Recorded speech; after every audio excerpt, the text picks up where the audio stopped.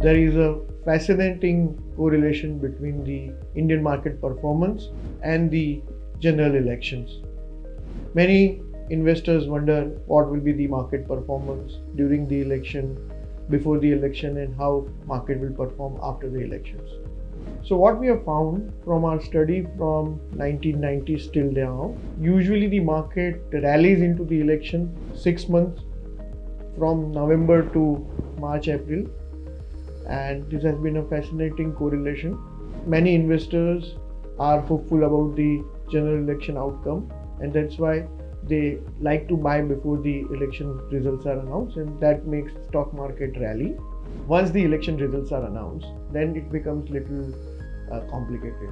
So what is important is that what has been discounted in the election results and what actually happens.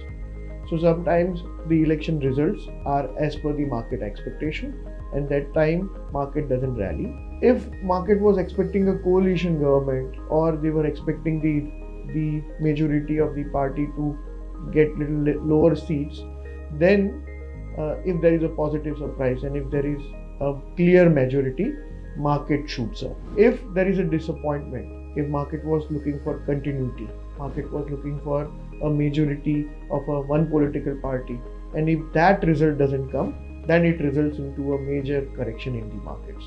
So it is important to know that what has been discounted in the prices before the elections, and once the election results are out, then we have to compare the outcome of the election with what has been discounted.